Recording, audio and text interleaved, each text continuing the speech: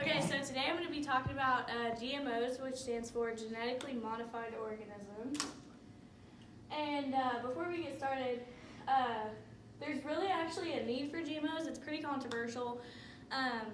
It is a controversial topic, but GMOs are strains of crops that are scientifically modified to either become better or more efficient in many ways. One of those ways is variety. So that means different varieties of crops. You know, there's not just the same type of wheat all around the world. There's different strains and different varieties for that.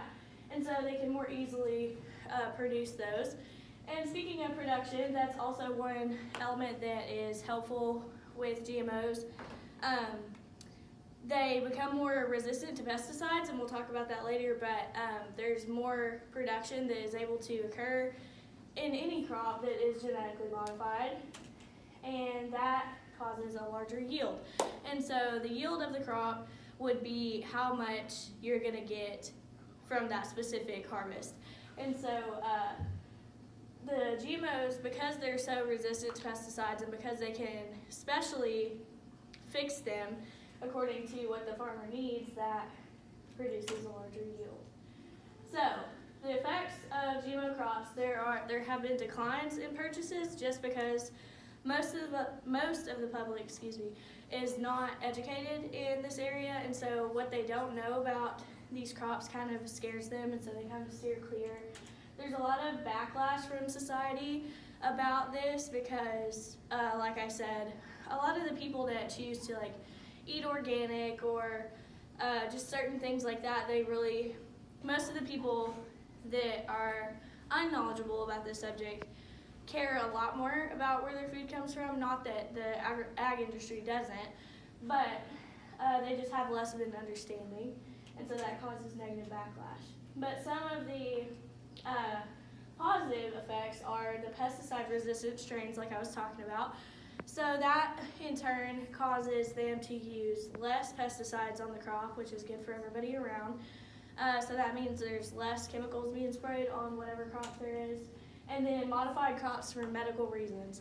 I think this one is really cool because people that have certain disorders and things like that are maybe not able to eat certain seeds or things and foods like that, they can actually modify crops to be seedless or to be more abundant in this and deficient in that according to that person's needs. And so that's pretty cool that they have the technology to do that.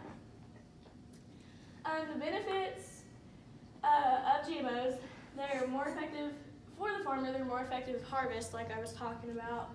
They are a tougher crop and they're easier to manage because, like I said, they don't need as much pesticide, so they're just naturally tougher and more resistant to wind and crops and bugs and stuff like that. And so the benefit for the public, they are actually a safer food, and so they're more abundant.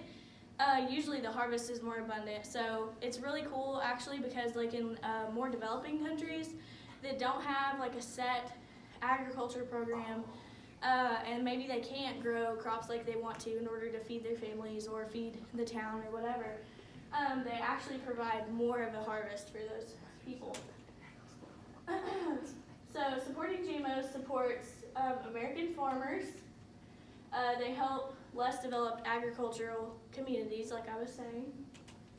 And it's safer in the long run because you're using less pesticide and there's less work that has to be done on the crop. And that's it.